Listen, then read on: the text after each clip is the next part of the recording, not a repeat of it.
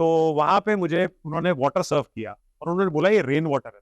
मतलब कहते हैं हमने माउंटेन पे एक डिस्टिलेशन प्रोसेस बना रखा है जहां हम रेन वाटर को हार्वेस्ट करते हैं और वो उस माउंटेन से यहाँ पे हम लेके आते हैं डेली, और ये पानी वो rain water, Goan harvested food. Water है। Like, why should we consider Goan food as Portuguese food? Yes, it is influenced by the Portuguese, but now it has evolved to a certain stage where we can call it Goan food. It's been years that Portuguese have left India. Clear cut दिखाई देता है, कोई प्यार नहीं है किसी company को, FMCG को इंडिया से। उसको प्यार है पैसे से।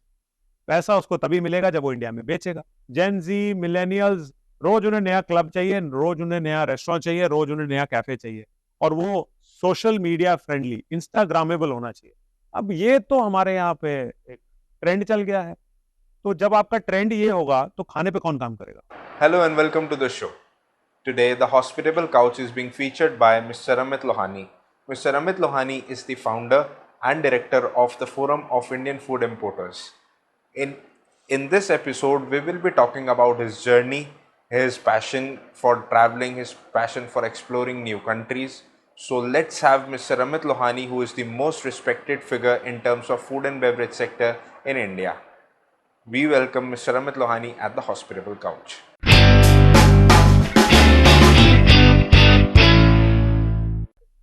Thank you for being on the show, sir. It's an absolute pleasure to have you with us, a person and aura that you carry with yourself. And thank you very much for the show. Thank you. How are you feeling today? Great. Had a great day, and it's always good to meet people who love food, because that gives us the zeal to work more towards food, and that is a great opportunity. All our viewers would be happy because I feel everybody loves food. It's Absolutely. an emotion, it's a soul that we connect with each and every day. I want to understand from you, how did you cemented your fascination with the food? Like what got you into the food industry, having immense knowledge that I believe very few people or know in the world that I do not know would be having. I don't think so. Food was in our DNA. Family business was fresh fruits. So Okay. my grandfather, when he migrated from Pakistan, set up a small facility तो नहीं बोलूंगा, but हाँ एक small shop लगा ली fruit की आजादपुर मंडी के अंदर. वहां से it has grown. My entire family is still into fresh fruits and berries and avocados and everything, because they're also into international food. So मुझे ये लगा यार बिजनेस तो अच्छा है, बट वो ना वहाँ पे बड़ा एक ओल्ड स्कूल तरीका है काम करने का. आजादपुर मंडी कभी चले जाओ ना, तो मैं एक आधा साल गया वहाँ सीखने के लिए, मुझे समझ में नहीं आया. मुझे लगा यार ये तो बहुत ही अलग तरीके से काम कर रहे हैं. शायद इतना पढ़ लिखने के बाद ना मजा नहीं आ रहा था, वो अंदर से वाइब नहीं आ रही थी. तो मैंने कहा चलो कुछ नया सोचते हैं. तो नया सोचा तो फूड ही था, तो मैंने कहा चलो डिफरेंट चीजें ट्राई करते हैं. मुझे खाने का बहुत शौक होता था उस टाइम पे भी, चाहे वो उस टाइम पे पनीर बटर मसाला और नान और बटर चिकन. नॉर्थ दिल्ली के बॉर्न एंड ब्रॉट अप थे, तो नॉर्थ दिल्ली में चटकारे सारे मिलते हैं, तो चांदनी चौक भी पहुंच जाते थे, तो वो भी पता होता था कि हाँ यार ये खाना है, ये चीजें अच्छी हैं. तो ये चीजें करते करते मैंने we started importing from certain countries. Trial shipment करी कि चलो कैंड कॉफी लेके आया था मैं सबसे पहले. तो नेस्ले के पास गया था मैं मलेशिया, उनको बोला भाई कैंड कॉफी दे दो. तो उन्होंने कहा नहीं, इंडिया में तो हम नहीं बेच सकते, हमारी सिस्टर कंसर्न है. अच्छा जी, कहते लेकिन हमारे एक डिस्ट्रीब्यूटर, आप उससे ले लो. तो मैं उसके बाद चला गया. एनी हाउ, तो उससे खरीदा, कॉफी लेके आया, लोगों को बोला कैंड कॉफी पी लो. तो कहते यार 15 रुपए की कॉफी आती है, तू 40 रुपए का कैन बता रहा है, मैं क्यों खरीदूंगा.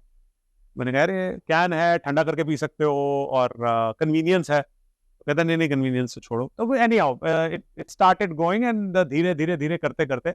बट एक चीज मुझे फूड बिजनेस ने दी, because I was passionate about food. मैंने ट्रैवल बहुत किया. तो ऑलमोस्ट अब मैं 112-13 कंट्रीज ट्रैवल कर चुका हूँ. और हर सिटी में जब मैं जाता था तो मैं ये जरूर कोशिश करता था कि होटल का खाना कम खाऊं, और वहां का या तो स्ट्रीट फूड, या वहां के कैफेज, वहां के रेस्टोरेंट, और वहां का फाइन डाइन, तीनों लेवल्स पे एक्सप्लोर करूं. तो ज्यादातर लोग क्या होता है, घबराते हैं बाहर जाके कि मैं यार स्ट्रीट फूड कैसे खाऊंगा, या मैं हर बार फाइन डाइन कैसे जाऊंगा. तो मैं सारे एलिमेंट जब कवर करता था तो मुझे सीखने को बहुत मिलता था. उसके बाद जब मैं कंपनी से भी मिलता था तो मैं बड़ा इंट्रीग्ड होता था उनके प्रोडक्शन प्रोसेस से. तो वो सीखने में बड़ा मजा आता था. तो मैं जब एक बार इक्वाडोर गया, तो इक्वाडोर में मैं कंपनी से मिला, और उन्होंने बोला हम दुनिया का सबसे महंगा चॉकलेट बनाते हैं. मैं क्या मजाक कर रहे हो, ऐसा कैसे बोल सकते हो कि दुनिया का सबसे महंगा चॉकलेट आपके पास है. कहता है यार एक कंपनी है वो हमसे बनवाती है, और ये चॉकलेट हम बेचते हैं $450, 50 ग्राम का चॉकलेट। मैंने कहा मजाक कर रहे हो ही नहीं सकता, मैं इतने सालों से घूम रहा हूँ और ये 5 साल पहले की बात है, 4-5 साल पहले की बात है, प्री कोविड। ऐसा कौन सा चॉकलेट होता है जो 25,000 रुपए 30,000 रुपए किलो, वह 50 ग्राम है। 50 ग्राम। तो उसका नाम है तोआक, TOAK, और वो एक वुडन बॉक्स में आता है ट्वीजर्स के साथ। एक्वेडोर की एक सिंगल ओरिजिन, एक पर्टिकुलर रीजन में उसका पेड़ है, वहां से उसके ककाओ बीन्स, वहां वो उसे ककाओ बोलते हैं, कई लोग कोकोआ भी बोलते हैं बट ककाओ बोलते हैं, उसके बीन्स वो लेते हैं और वो एक चॉकलेट को क्रिएट करते हैं।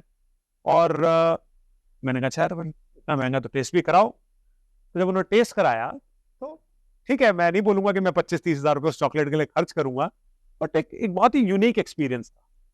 सिमिलरली जब जापान गया तो वहां पे मैंने वो मेलन खाया, उनका प्राइज्ड मेलन, तो वो 10,000 रुपए का मेलन बेच रहे थे। तो मैंने कहा यार 10,000 रुपए के एक कैसे हो सकता है एक मेलन 10,000 रुपए का? हमारे यहाँ तो 10 रुपए 20 रुपए 30 रुपए किलो में मिलता है, 2 किलो का ले भी लिया तो 60-70-100 रुपए की चीज है। तो ये चीजें जब सीखने को मिली तो उससे और इंट्री होता गया। फिर मैं शेफ से बहुत बात करता हूँ, जा जाके उनको परेशान करता हूँ, यार बताओ ये कैसे बना रहे हो, क्यों बना रहे हो, क्यों इसको इस तरीके से आप कुक कर रहे हो, क्यों एक पर्टिकुलर टेम्परेचर पे काम कर रहे हो, क्यों, what is the difference between all this kind of meets, कितना इसको कुक करना चाहिए, व्हाट इज सीयरिंग कैसे करते हो, ग्रिलिंग कैसे करते हो, क्योंकि हमें तो यहाँ तंदूर ही पता था, वहाँ टेक्निक अलग है। हिकरी स्मोक क्या होता है, हमारे यहाँ तो अभी स्मोकिंग और ग्रिल्स अब आ रही है, काफी लोगों ने वेबर की ग्रिल्स खरीद ली हैं, लेकिन फिर भी वो टेक्निक नहीं आती और मैरिनेशन की टेक्निक नहीं आती। तो वो चीजें सीखते सीखते सीखते एक पैशन भी बन गया और पैसे भी आ रहे थे, तो दोनों साथ साथ चलता है। और पैशन जब आपका पैसे कमाना शुरू कर दे तो बहुत अच्छा हो जाता है, देन इट इज सोने पे सुहागा। तो that was it. Young generation आजकल पैशन लूज कर रही है, बिकॉज आई सी कि मतलब काफी मतलब स्टार्टअप भी हो जाता है, हेवीली फंडेड होते हैं कुछ लोग नहीं होते और उसे मतलब इन्वेस्ट स्टार्ट हो जाता है, रन नहीं हो पाता, they do not sustain in the market. Your take on this? देखो पैशन ना बोलने के लिए, जैसे आजकल सब बोलते हैं मैं फूडी हूँ, हर आदमी से बात करो मैं फूडी हूँ, बहुत बड़ा फूडी हूँ। अच्छा ये खाया है? नहीं ये नहीं खाया। यहाँ गए हो? नहीं यहाँ नहीं गए हो। फूडी कैसे हो? यार मेरे को फूड बहुत पसंद है, बस ये पता है मुझे, मैं फूडी हूँ। तो सिमिलरली जो ये वर्ड पैशन है, बड़ी मेहनत लगती है, 2-2 घंटे 3-3 घंटे 4-4 घंटे खड़ा रह के एक चीज को जब समझना पड़ता है, उसमें बहुत एफर्ट घुसता है। ये यंग जनरेशन को लगता है कि वो क्विक फिक्स सोल्यूशन जो होता है ना, कि मुझे जल्दी बनना है स्पीड से।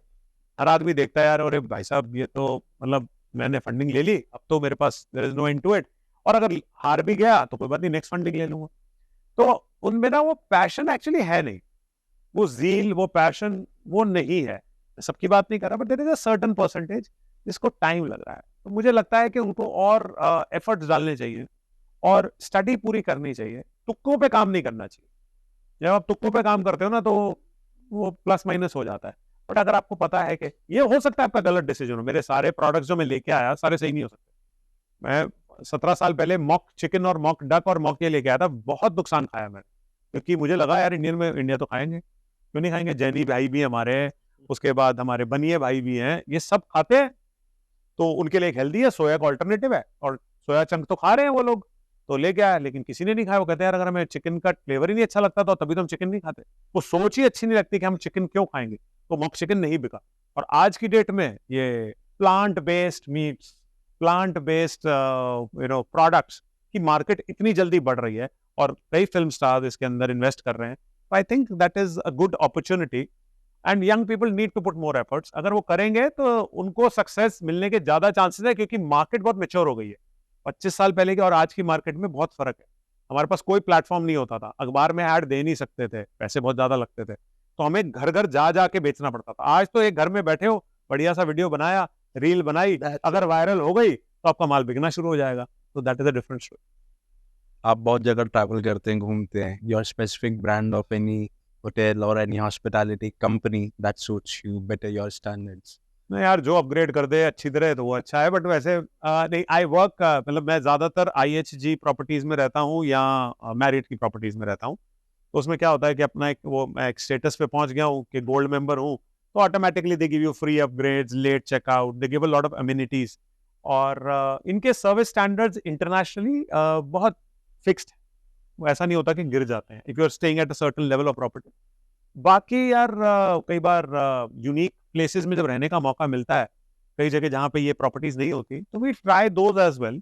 थाईलैंड में बहुत सारे ऐसे ब्रांड्स हैं जो शायद इंडिया में वेल नोन नहीं है, but they do very well in the world. तो ये कई प्रॉपर्टीज अपनी यूनिकनेस पे बिकती हैं। कई इंटरनेशनल चेन्स होती हैं, तो they create certain minimum standards. जैसे मैंने आपको ओबरॉयज का एग्जांपल दिया, every time you stay at an Oberoi's property, I have never seen someone coming out an Oberoi's property and say यार मजा नहीं आया, सर्विस स्टैंडर्ड अच्छा नहीं, मुझे नहीं मिला है। तो that standard and that quality is embedded in their entire staff, the culture of the company. तो वो सिखाते यही हैं कि अतिथि देवो भव, and they are a great example for that. Your favourite food experience? वो यार ऐसे तो बहुत अलग अलग है। बस कोई एक जिसमें आपको लगा that this is something I was my palates were looking for. यार देखो, अगर देसी एक्सपीरियंस में बोलूंगा ना, तो यार मतलब मैं ना स्ट्रीट फूड का बहुत शौकीन हूँ। तो मुझे जो कचौड़ी, समोसे और फ्राइड फूड्स तो मुझे बड़े अच्छे लगते हैं, चाट पापड़ी। बट अभी रिसेंटली मैं बैंगलोर में था और मैंने वहाँ ना एक इडली खाई कॉल्ड थाटी इडली। उससे पहले मैंने सच्ची में वो इडली उस तरीके से नहीं खाई थी। एक ब्राह्मण्स करके एक जगह है वहाँ पे, उसकी थाटी इडली खाई, और वो मुझे ना मैं मार्शमेलो मंगाता हूँ, तो मुझे वो बिल्कुल मार्शमेलो जैसी लगी। और वो जो एक्सपीरियंस है, वो चटनी जो उनकी है, वो जो थाटी इडली थी, that was truly, because this is a very recent experience. तो डेफिनेटली एक ये एक्सपीरियंस है। और बाकी इंटरनेशनली जापान के मेरे काफ़ी एक्सपीरियंसेस मुझे बड़े अच्छे लगे, क्योंकि वहाँ वो लोग खाने की जो क्वालिटी वहाँ मिलती है, वो शायद वर्ल्ड में कहीं नहीं मिलती, because they have the highest benchmarks in the world for anything. तो जब वहाँ पे आप एक कोबे का पीस खा लेते हो, या फॉर दैट मैटर अगर उनकी फिश खा लेते हो, और सी अर्चन एक वो देते हैं, और सी अर्चन की शाशमी होती है, which is a very unique taste and flavour, तो मुझे वो बहुत अच्छा लगता है। पेरू के कई एग्जांपल्स हैं जहाँ पे जब मैं माइडो गया, तो वहाँ पे मैंने जो पेरुवियन फूड खाया, Nikkei cuisine which is Japanese influenced again, तो वो एक बहुत ही यूनिक था। और एक एग्जांपल मैं जरूर देता हूँ और कई लोगों को बताता हूँ। मैं चिले गया था एक रेस्टोरेंट में, उसका नाम है बुरागो। तो वहाँ पे मुझे उन्होंने वाटर सर्व किया और उन्होंने बोला ये रेन वाटर है। तो मैंने कहा मतलब, कहते हैं हमने माउंटेन पे एक डिस्टिलेशन प्रोसेस बना रखा है जहाँ हम रेन वाटर को हार्वेस्ट करते हैं, और वो उस माउंटेन से यहाँ पे हम लेके आते हैं डेली, और ये पानी वो रेन वाटर जो हार्वेस्टेड वाटर है वो है। तो ये काफी ऐसे एक्सपीरियंस होते हैं जो यूनिक होते हैं, जो हमेशा आपके माइंड पे एक छाप छोड़ के जाते हैं कि आपको लगता है यार किस तरीके से लोग कैसी कैसी चीजें ढूंढ रहे हैं, खिला रहे हैं, और उसको मार्केट भी कर रहे हैं। तो that is. So let's talk about what is FIFI, Forum of Indian Food Importers. So please enlighten us on FIFI. So FIFI is a very young organization, started in 2009. We are completing our 15 years in 2024. And the idea of the association was, or the forum was, to create a body which can talk about the challenges, which can talk about the problems or the issues and the concerns of the food industry. Food industry has not been in the forefront of anyone. You know, we are someone who are in a sublime fashion, lying somewhere, doing all the hard work, bringing all kinds of cuisines and cultures, the techniques which come in with food. But in reality, on ground, people don't recognize us for the kind of efforts which put in. And that is one of the challenges. And that's why FIFI came into being. Our association was formed by 7 founding members. And today we have a strength of, with associates and co-associates and other associations, about 5,000 members, which are spread across the country, representing about $7.5 billion worth of food products being coming into the country, as well as 30 to 50% of our members are into joint ventures, collaborating and producing products in India. Products which were earlier imported from across the world in the country, today are being produced with Indian wheat, Indian dairy, Indian spices, Indian ingredients. You can talk about pasta, you can talk about cheese, you can talk about confectionery, cookies, all these which were earlier coming from Belgium or Italy or Spain, US, Canada, all of them are being produced in India. But still there is a huge array of products which still have a uniqueness to the region that they belong to. So an Alaskan salmon cannot be produced in India, it has to be produced in Alaska. Similarly, a New Zealand lamb chop cannot be produced in India. We can definitely use that lamb chop and make it juicier, flavorful, grilled to perfection. But obviously, we can't produce that in India. So, as we see India in terms of its food diversity, how does world looks upon India in terms of the food that India has at a global level?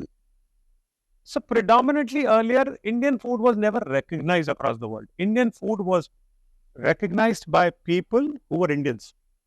So we have a standard habit, or maybe it was built in our DNA, that after 2 or 3 meals sitting in Italy or in France, we tend to go towards that spice levels which are adhered to or attuned to our DNA.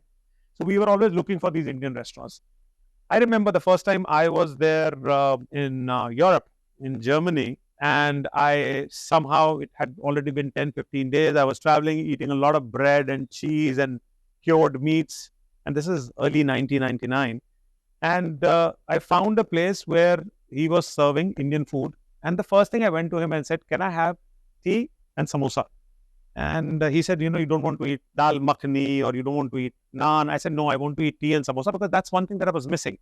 So Indians do miss a lot of their food when they're traveling. And that is how Indian food started becoming popular.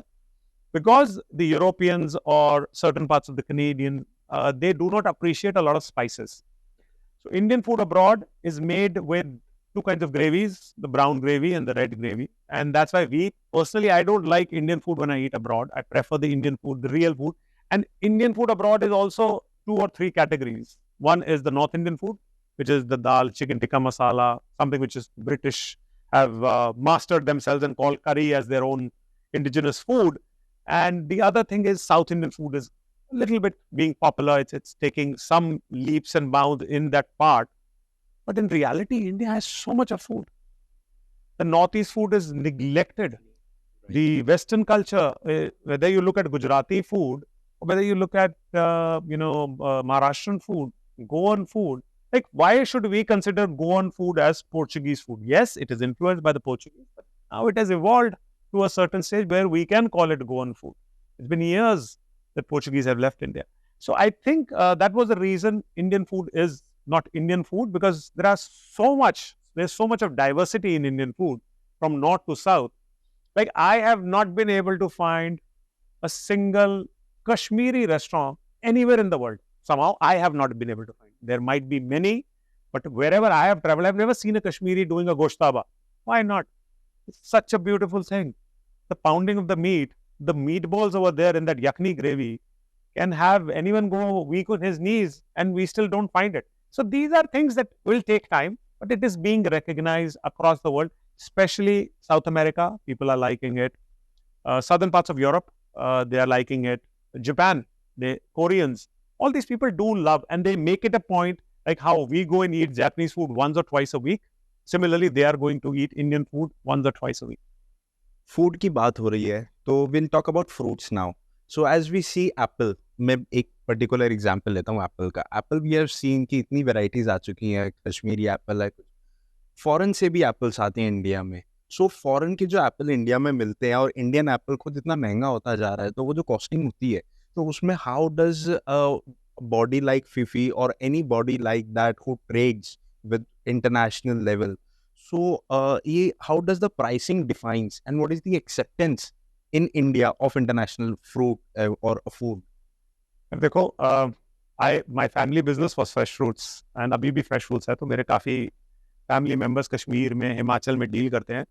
देखो, जब international fresh fruit आया, apples की बात करते हैं कि सबसे ज़्यादा एप्पल्स आता है इंडिया के अंदर.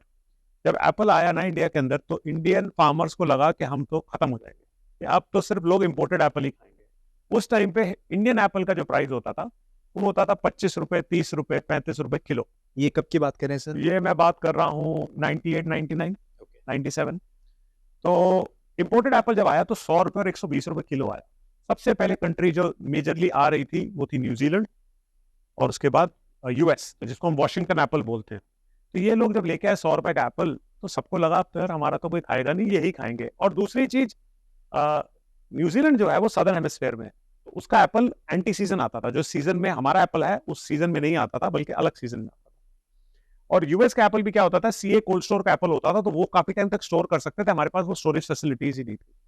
तो वो 25-30 रुपए का एप्पल वर्सेस 100 रुपए का एप्पल, तो एक पर्टिकुलर क्लास, जैसे हम अपर मिडिल क्लास बोलते हैं, नीश बोलते हैं, वो लोग तो अफोर्ड कर सकते हैं 100 रुपए का एप्पल।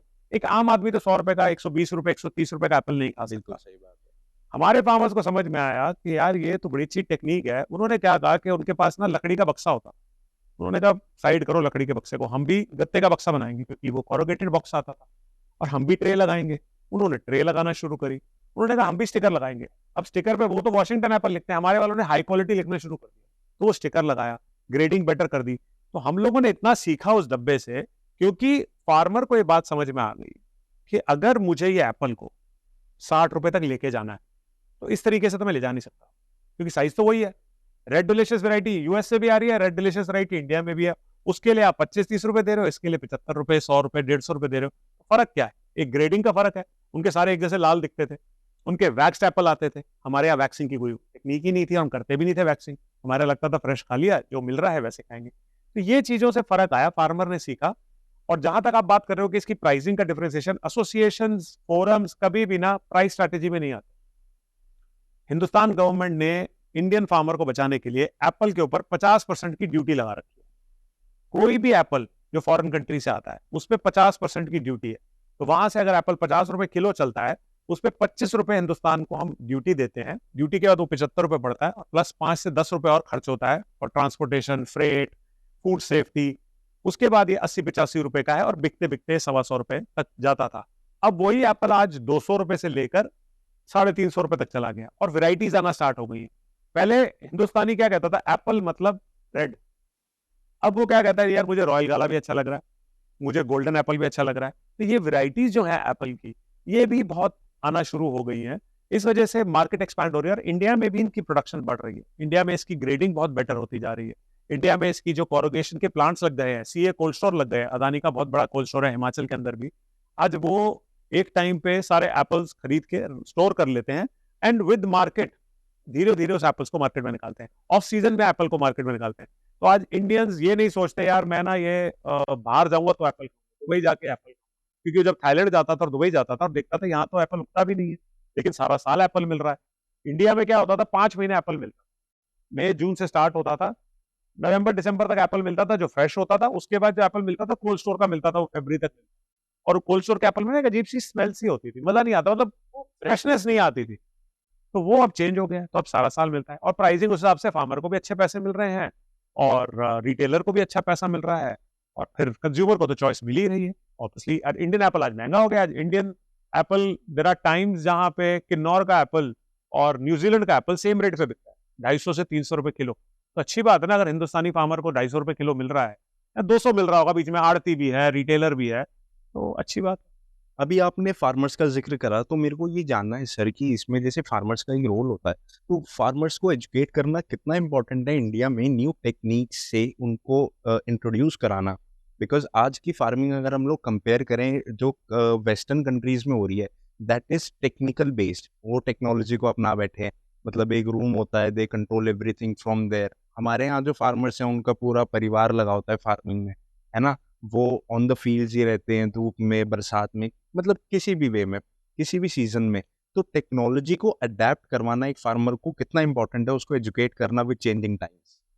आई थिंक वो बहुत ज्यादा जरूरी है, लेकिन इशू क्या है, टेक्नोलॉजी महंगी होती है, फैमिली वहां पे भी लगी हुई है, लेकिन फर्क क्या है, यहाँ पे वो फार्मर का जो लैंड बैंक है वो 1 और 2 एकड़ है, और वहां उसके पास है 500 और 700 एकड़।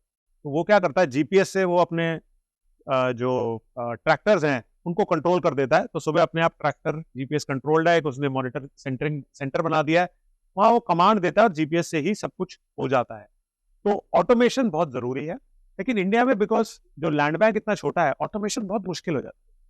वहां पे मैं कभी कैलिफोर्निया में फ्रेस्नो करके एक जगह है जहां मैं गया, तो वहां पे मैंने अखरोट की फार्मिंग देखी। तो अखरोट के पेड़ को हिलाने के लिए, ताकि उसके जो अखरोट है जो नीचे गिर जाए, उन्होंने पहले तो नीचे नेट लगा रखा है। उसके बाद एक मशीन है जो 8 करोड़ की मशीन है, वो जाती है, उसको पेड़ को पकड़ती है और पेड़ को हिलाती है इस तरीके से ताकि वो अखरोट जो है नीचे गिर जाए, विदाउट हैम्परिंग दी फ्रूट्स। तो इस तरीके की टेक्नोलॉजी अब इंडिया में टाइम लगेगा।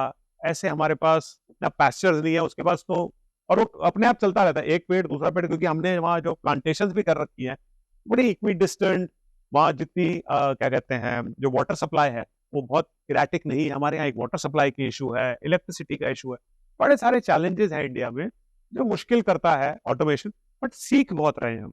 आज हमारा बहुत सारा, हम कश्मीर में सुनते थे बर्फ पड़ गई तो ओले पड़ गए तो हम खराब हो गई सब फसल, बारिश कम पड़ी, बर्फ कम पड़ी तो फसल खराब हो गई। अब आप अगर शिमला जाएंगे सीजन के टाइम पे, वहां आप हेलनेट्स देखते हैं, व्हाइट कलर से शिमला पूरा ना हेलनेट्स लगा दिए, ताकि अगर हेल गिरे भी तो जो फ्रूट है उसको या उसके फ्लावर को इफेक्ट ना हो। अब ये हेलनेट इंडिया में मेजोरिटी 90% इजराइल की कंपनी बेचती है। तो ये चीजें हिंदुस्तानी सीख रहे हैं और उसे इनकॉर्पोरेट कर रहे हैं। खासकर हिमाचल वाले थोड़े ज्यादा पढ़े लिखे होते हैं इन कंपैरिजन टू कश्मीर, तो वो लोग ज्यादा उसको इनकॉर्पोरेट कर पाते हैं और जल्दी अडेप्ट कर लेते हैं नई टेक्नोलॉजी। तो मुझे टेक्नोलॉजी की इशू नहीं लगती, लेकिन धीरे धीरे टेक्नोलॉजी बेटर हो रही है। हमारा मेट्रोलॉजिकल डिपार्टमेंट बहुत बेटर हो रहा है, तो उनकी जो भविष्यवाणी जिसको हम बोलते हैं, फोरकास्टिंग जिसको बोलते हैं, वो बेटर हो गई है।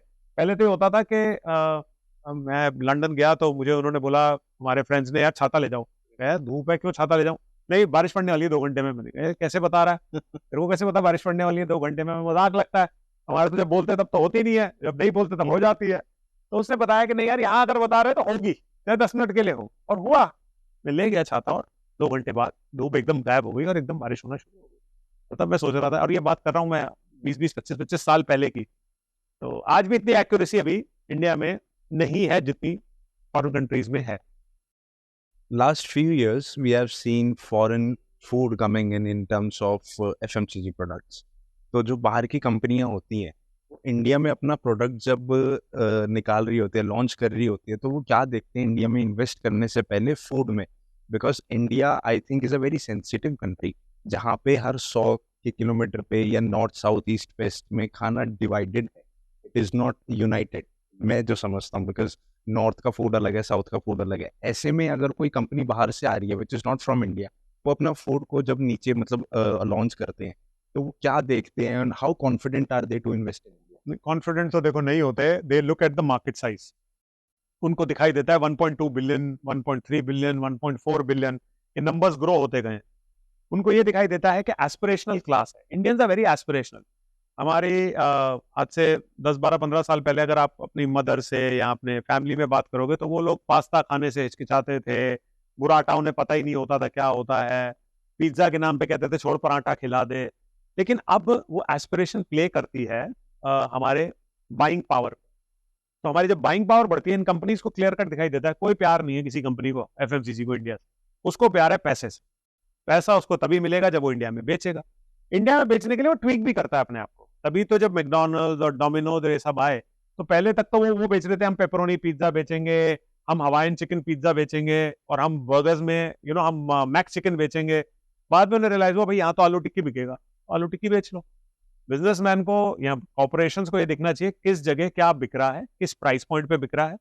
और ऑब्वियसली दे स्ट्रैटेजाइज, उनकी एक टीम होती है, वो इंडियन कंसल्टेंट्स को हायर करते हैं, इंडियन इंडस्ट्री से पता करते हैं। तो there is a lot of research which goes into getting the product launched in India. It takes time. हम सबको बोलते हैं India is a marathon, minimum 10 year plan होना चाहिए आपको अगर इंडिया में आना है। तो अगर आप सोचोगे कि मैं आऊंगा मेरा माल बिकना शुरू हो जाएगा, किसी भी कंपनी को कभी इंडिया में इंस्टेंट सक्सेस नहीं मिलती। It takes a lot of time. आज रेड बुल, हम कभी, इसको पता था एनर्जी ड्रिंक क्या होती है? हमें तो बोला जाता था गन्ने का juice P low energy drink है, या वाटरमेलन का juice P low energy drink है। लेकिन रेड बुल ने आके धीरे धीरे धीरे धीरे मार्केट कैपिटलाइज कर ली, तो आज बच्चे भी पी रहे हैं। मैंने बीच में किसी हॉस्टल में गया आईआईटी कैंपस पे, और वहां पे मैंने देखा कि बच्चों के वहां उन्होंने कार्टन रखे हुए थे रेड बुल के। तो मैंने कहा यार तुम कैसे अफोर्ड करते हो यार, मतलब 125-30 रुपए की, 135 रुपए की एमआरपी की ड्रिंक है। कहते नहीं, रात को हम जब सारी रात पढ़ना होता था हम 3 रेड बुल पी रहे थे। मैंने कहा तो गलत है, it is not good, because उसमें जो कैफीन का पीपीएम है और टॉरिन है, it is not good. You can not have 3 cans in succession. तो ठीक है, their kids, they want to do it, but the point is that marketing has played a very important role. Social media has a positive and a negative impact, तो उसने काफी बड़ा role play किया है। और फिर कंपनीज तो उनको माल बेचना है, तो जहां भी एवेन्यू दिखता है उन्हें, वो चाहे रेड बुल में वोडका मिला के पिलानी हो या रेड बुल वैसे पिलानी हो, तो वो पिला देते हैं। सर, ये जो जैसे फूड एग्जीबिशंस होते हैं, I am talking specifically about आहार, आहार साल में एक बार लगता है। मैं आई कंटिन्यूसली बीन विजिटिंग आहार। तो आहार में जो पहले पार्टिसिपेशन होता था कंपनीज का, that has a significant change, significant growth. People are now investing more, exhibiting more. So what is your take कि आहार जैसे फूड एक्सपो और होने चाहिए, या फिर आहार को कितना ग्रोथ मिलना चाहिए या उसको मिला है, या फिर आगे कैसे कंपनीज को आना चाहिए इंडिया में? देखिए, आहार आज 34-35 साल हो गए हैं और उसकी ग्रोथ ट्रिमेंडस इस वजह से रही है कि जो कंपनीज हैं, सबसे बड़ा रोल आहार को सक्सेसफुल बनाना कंपनीज है और वहां के विजिटर प्रोफाइल, क्योंकि वहां ऑन एवरेज 70-80 हजार और 1 लाख आदमी तक आता है 5 दिन के अंदर। उसमें से मैं कहता हूँ 50%, 60% किसी काम का नहीं हो सकता, मतलब वेस्ट है, चलो कोई बात नहीं। बट बाकी जो 30, 40, 50%, दैट इज वेरी क्रेडिबल। उस क्रेडिबिलिटी की वजह से लोगों ने पैसे खर्च करना शुरू करें। आप स्टैंड्स की क्वालिटी देखोगे, इंटरनेशनल पवेलियन देखोगे, फिफी इंटरनेशनल पवेलियन हैंडल करता है। इस साल हमारे पास पूरा हॉल 4 वहां पे ग्राउंड फ्लोर का था और हॉल फ्लोर अपर फ्लोर पे भी था। रशिया जैसी कंट्री से हमने करीबन करीबन 40 कंपनीज आई हुई। तो अब हम तो सोचते भी नहीं थे कि रशिया कभी हमें आके चॉकलेट बेचने की बातें करेगा। चलो वोडका हमें पता है रशिया से आती है, बट बाकी चीजें जो वो बेच रहे थे, पोक मीट बेचना चाह रहा है रशिया आज की डेट में। आज as someone who is been in the industry, मुझे नहीं पता था वहां की कैसी है फैसिलिटीज पोक की, लेकिन हमारे कई इंपोर्टर्स होके आए वहां पे और उन्होंने बताया है कि दे आर एज गुड और much better sometimes than European facilities, which is good for us because then you are buying high quality premium product at a reasonable price. Or we always look for countries or companies which are looking to come into India. हम किसी को जाके जब पकड़ के लाते हैं ना, तो उसका एटीट्यूड बहुत अलग होता है वर्सेस जब उसे इंडिया की जरूरत लगती है ना। तो ये 25 साल में मैंने ये डिफरेंस देखा है कि जो हमें बोलते थे यार इंडिया में नहीं बिकेगा, तुम खरीद लोगे, कौन खाता है वहां पे, आज वो कहता है यार प्लीज हमारा माल बेच दो यार, हम ना कुछ भी करेंगे, आप हमें बताओ किस तरीके से हमारा माल बिक सकता है इंडिया के अंदर। तो that attitude shift has happened with international companies and they are getting more and more brands and more and more products. और उसका एडवांटेज ट्रेड को भी होता है, एम्प्लॉयमेंट को भी होता है, कंज्यूमर को भी होता है, कंपटीशन बेटर हो जाता है। And it is always good to have good competition because that means that consumer is always at benefit. India India is known for its hospitality. India की जो हॉस्पिटैलिटी है वो आज भी बेस्ट इन क्लास है, और इस हॉस्पिटैलिटी का जो एक बेस है वो फूड है। सो इंडिया को कितना काम करना बाकी है अभी अपने फूड के ऊपर, अपने कल्चर के ऊपर। लेकिन देखो हॉस्पिटैलिटी सेक्टर ना एक बड़ा एक यूनिक पोजीशन पे है। एक टाइम पे रियलिटी में इंडिया की हॉस्पिटैलिटी पार एक्सेलेंस होती थी, अब ना वो बहुत डिमिनिश हो रही है। Quality of service and standard is going down because we are thinking about everything with the P&L angle, which is okay, business है, बिजनेस प्रॉफिट होना जरूरी है, लेकिन पैशन फॉर सर्विस वो बहुत कम इंस्टीट्यूशंस में रह गया है। आज शायद अगर मैं नाम दूं ओबरॉयज, जाओ तो पता चलता है हाँ यार सर्विस स्टैंडर्ड्स हैं। लीला, लोधी, बाकी सब ज्यादातर ना बिजनेस होटल्स बन के रह गए हैं, तो वहां सर्विस स्टैंडर्ड नहीं है। क्विक ऑप्शंस, क्विक जुगाड़, सब चीजें ना वो प्रॉम्प्टनेस पे आ रही हैं, but the smile on the face, the knowledge. आज हम किसी रेस्टोरेंट में अगर किसी 5 स्टार होटल में जाते हैं और उनसे पूछते हैं व्हाट आर योर रिकमेंडेशन, जब वो बोलता है सब कुछ, मैं कहता हूँ यार सब कुछ अगर तेरा अच्छा है तो फिर सारी दुनिया को यही होना चाहिए। अपने बारे में आपको रियलिटी पता होनी चाहिए कि सर मेरी ये 2 डिशेस, ये मेरी एक डिश बहुत अच्छी है, आपकी चॉइस क्या है मुझे नहीं पता, but this is what we have seen people coming and consuming. तो ये चीजें अब ट्रेनिंग का पार्ट होना चाहिए, हॉस्पिटैलिटी का पार्ट होना चाहिए, सर्विस का पार्ट होना चाहिए, लेकिन वो कहीं ना कहीं नीचे जा रहा है बिकॉज जब होटल्स फुल होना स्टार्ट हो जाते हैं ना, जब 70%, 80%, 90% ऑक्यूपेंसी होती है, रेस्टोरेंट में लाइन लगना शुरू हो जाती है, तो कहते हैं बाहर में जाए ना, पैसे आ रहे हैं, लोग रह रहे हैं, कोई इतनी कंप्लेंट नहीं कर रहा।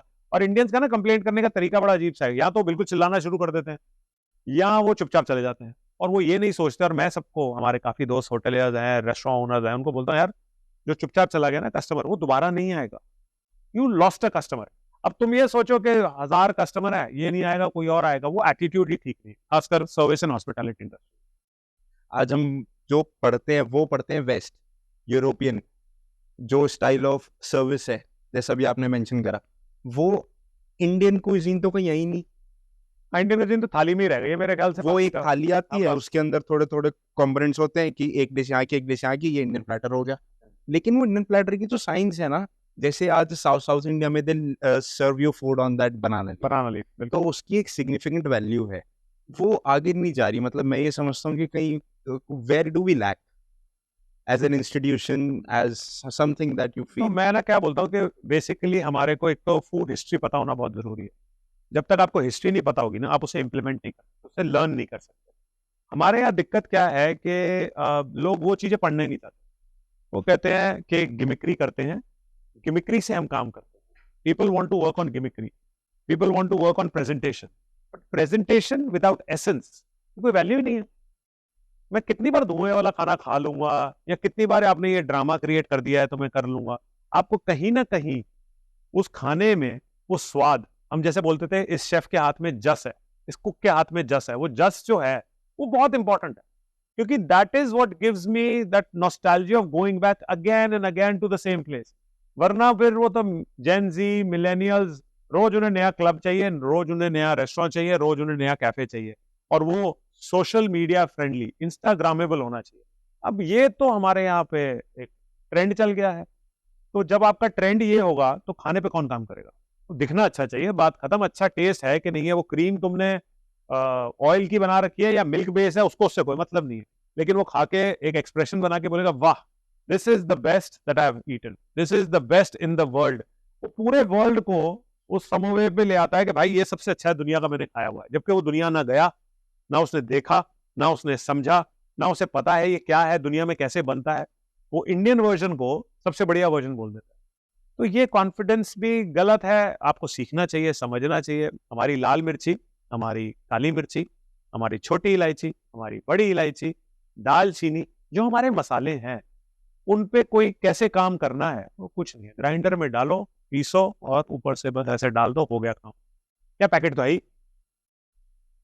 ये जो ऑर्गेनाइजेशन है फीफी या कोई भी इस तरीके की जो ऑर्गेनाइजेशन है, they work very closely with the government of India.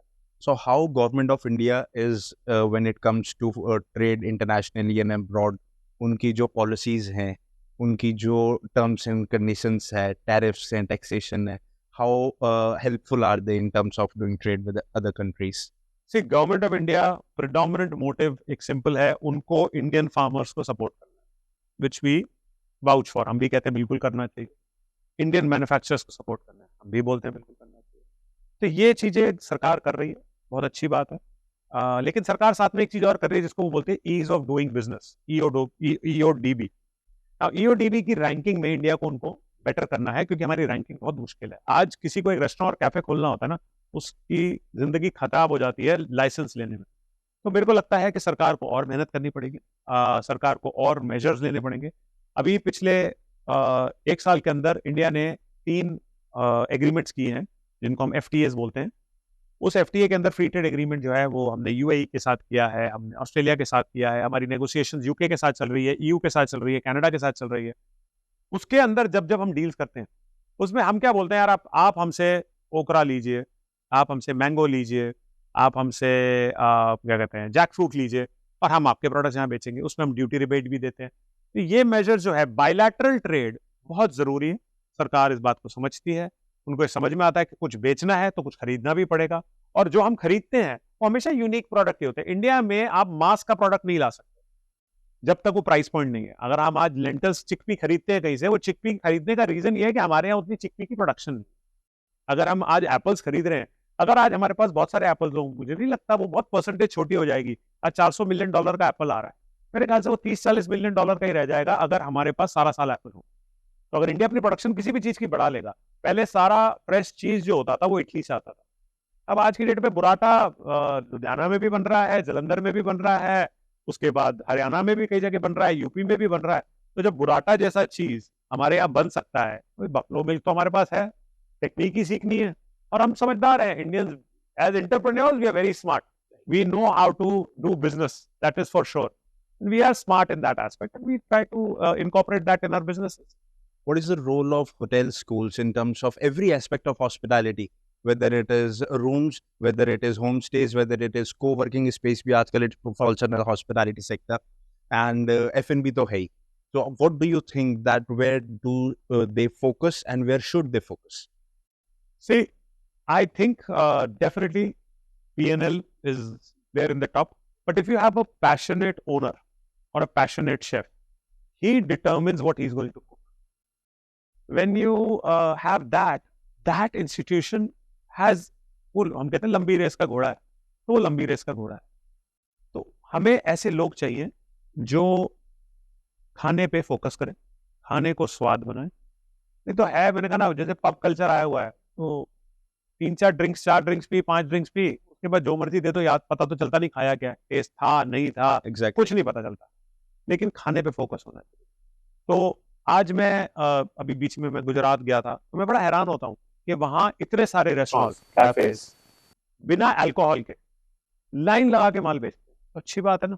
इसका मतलब वो चीज में कुछ ना कुछ दम तो है कि उसे कोई पिलाने की जरूरत नहीं पड़ रही खाना खिलाने के. तो ये चीजें बहुत जरूरी हैं इनकॉर्पोरेट करना आपके ट्रेंड्स के अंदर, कि आप क्या बेचना चाहते हो, किसको बेचना चाहते हो. आपको आइडेंटिफाई करना पड़ेगा क्या ऑडियंस है, आप किसको केटर कर रहे हो. Is it fine dine, is it your mass market, is it a QSR format, और is it predominantly your cloud kitchen which is now booming like crazy. तो इन लोगों के लिए हमें इंग्रेडिएंट्स पता होने चाहिए, क्या हम खरीद रहे हैं, क्या खिला रहे हैं. और हेल्थ एस्पेक्ट को अगर हम फूड के साथ जोड़ देंगे, आज रागी इडली अब मिलना शुरू हो गई है ना, पहले तो कोई नहीं करता था. आज इंडिया इतना बड़ा फेस्टिवल कर रही है मिलेट्स का, Millets. To promote millets in the country. ये अच्छी चीज है ना, हम जो भूल गए थे वो कर रही है. हम देसी घी को भूल गए थे, लेकिन जैसे यूरोप ने बताया हमारे को कि देसी घी बहुत अच्छा होता है, और अमेरिकन ने बताया, तो हमने कहा नहीं नहीं, देसी घी तो डालना है. Are we bad at marketing? हाँ हाँ, बहुत, हमें आती नहीं. And we are good at aping. तो हमें कोई बता देगा ना कि यार, मान लेंगे. तो हम मान लेंगे. वही वो टर्मरिक लाटे जब स्टारबक्स ने हमें बताई कि 600 रुपए की है, तो हमने कहा यार, हम तो घर में पीते थे हल्दी का दूध. हल्दी का दूध, बेवकूफ बना रहे हो, तो हमारे को 600 रुपए ले रहे हो. ये बातें हमें वहां जाके समझ में आती है, लेकिन इंडिया में हम समझ नहीं पाते, तो हमें मार्केटिंग नहीं आती. जहाँ पे एक मैं उस एग्जाम्पल का वेट कर रहा हूँ जो आपने फोरम में दिया था about a fruit that increases your platelets in dengue. हाँ जी, किवी. हाँ जी. कि किवी जब जैसी मार्केट में आया, आई थिंक कि जो उसकी एक अपीयरेंस होती है वो चीकू के से थोड़ा हाँ, सा हाँ मैच जी, होता है. लेकिन जब डेंगू हुआ, मेडिकल ने हमको बोला कि वो आपका प्लेटलेट काउंट इंक्रीज तो हम करेगी, खाते रहेंगे. तो फिर तो वो बूम, मतलब इट्स सो लाइक. अब तो चलो लोगों के हैबिट में आ गया है कीवी, लेकिन आज से 3 साल 4 साल पहले क्या हुआ, डेंगू आया नहीं दिल्ली में, तो कीवी की जो सेल थी वो 70% डाउन ड्रॉप हो गई. तो हम क्यों, मतलब इतने बेवकूफ कैसे हो सकते हैं कि हम एक फ्रूट तब खाएं जब हम बीमार हो. अगर फ्रूट है, हेल्दी है, तो रेगुलर खाना चाहिए. आज एवोकाडो की सेल्स शूट अप कर रही है. क्यों? क्योंकि वो कह रहे हैं हेल्दी फैट है. हेल्दी है. हेल्दी फैट है, खाइए, अच्छी बात है. इंडिया में उगना शुरू हो गया. मिलेट्स, किनोआ, इतनी सारी चीजें हैं जो इंडिया में उग रही हैं. आज ब्लूबेरीज जो पहले सिर्फ कनाडा, स्पेन और यूरोप से आती थी, आज पूरा महाराष्ट्र के रीजन के अंदर इतने सारे फार्म्स लग गए हैं जो इंडियन ब्लूबेरीज बना रहे हैं. और 3 से 4 साल के अंदर बहुत अच्छी क्वालिटी की इंडियन ब्लूबेरी आपको अवेलेबल होगी, made in India, farmed in India. तो ये तो अच्छी चीज है. क्यों मुझे कोई ऐसी चीज लानी है जिसको, जो एक इतना सेंसिटिव प्रोडक्ट है, और अगर अवेलेबल है तो आज ब्लूबेरी आएगी, कल ब्लैकबेरी भी आएगी, और गोजी बेरी आज हम चाइना से मंगाते हैं. गोजी बेरी तो बहुत महंगा प्रोडक्ट नहीं है, लेकिन उसको हम डालते हैं. तो ये सारी चीजें हैं जो इंडिया को खुद ग्रो कर लेनी चाहिए. अच्छा, इंडिया के पास एक बहुत बड़ा एडवांटेज है, हमारे पास सब सॉइल कंडीशंस हैं, सारी क्लाइमेटिक कंडीशंस हैं, हमारे पास हर चीज अवेलेबल है. तो ऐसा नहीं है कि हम कर नहीं सकते. लैंड बैंक भी है, खासकर जो हिली एरियाज हैं या जो प्लेन्स हैं, लैंड बैंक भी, फर्टाइल लैंड भी है. लेकिन हमें ना कोई वो पुश चाहिए. वो पुश कई बार नहीं मिल पाता. तो वो पुश अगर मिल जाएगा, गुजरात, सॉरी, अपना राजस्थान सरकार ने बड़ी कोशिश करी ऑलिव्स उगाने की, क्योंकि वो टेम्परेचर कंडीशन, सॉइल कंडीशंस बड़ी मैच करती है. अच्छा ऑलिव नहीं निकला अभी, लेकिन मेहनत करते रहेंगे तो निकलेगा. टर्की के पास ऑलिव है, ग्रीस के पास ऑलिव है, स्पेन के पास ऑलिव है, इटली के पास ऑलिव है, इंडिया के पास भी ऑलिव आ सकता है. आज ऑलिव ऑयल के prices are at an all time high. मतलब जो ऑलिव ऑयल 300-400 रुपए लीटर था, आज 1000-1200 रुपए लीटर पे आ गया. एक्स्ट्रा वर्जिन की मैं बात कर रहा हूँ. तो इंडिया में ग्रो होगा तो इंडियन फार्मर को फायदा होगा. ऑलिव ऑयल तो ऑलिव से ही निकलेगा ना, तो हम निकाल सकते हैं. क्रशिंग टेक्निक्स तो हमें आती है, तो ऑयल निकालना तो कोई बहुत बड़ी साइंस है नहीं. तो ये चीजें आती रहेंगी मेरे ख्याल से. It takes time, education, entrepreneurship, support from the government, and अगर सारे सेक्टर्स मिलके काम करें तो मेरे ख्याल से जो नॉलेज शेयरिंग है वो बहुत हेल्प करती है एंटरप्रेन्योर्स को बनने के लिए। वो नॉलेज शेयरिंग होना बहुत जरूरी है। हम लोग थोड़ा अभी भी ना हाथ रोक के बातें बताते हैं। आज किसी शेफ से पूछो ना क्या टेक्निक है, कैसे बनाया, वो क्या करेगा, 12 स्टेप्स हैं और सपोज 15 इंग्रेडिएंट है, शायद एक आधा स्टेप खा जाएगा, वो सोचेगा छोड़ यार मैं बता दूंगा, फिर ये मेरे पास खाने क्यों आएगा। ये सोच नहीं होनी चाहिए। टीचर हो यार आप, पैशनेट आदमी हो, हम तो शेफ को एक आर्टिस्ट ही मानते हैं। अब आर्टिस्ट बोले मैं ये स्ट्रोक नहीं सिखाऊंगा तुम्हारे को कैसे मारी जाती है ताकि तुम्हारा वो तुम बनो ना वैसा। मैं सबकी बात नहीं कर रहा, but there is a small percentage who do that. Thank you very much for your time, sir. And thank you very much for doing this and giving your insight about the food, where we stand and where should we focus upon. And I believe that young generation and the existing millennials will also follow this. And thank you. Thank you so much.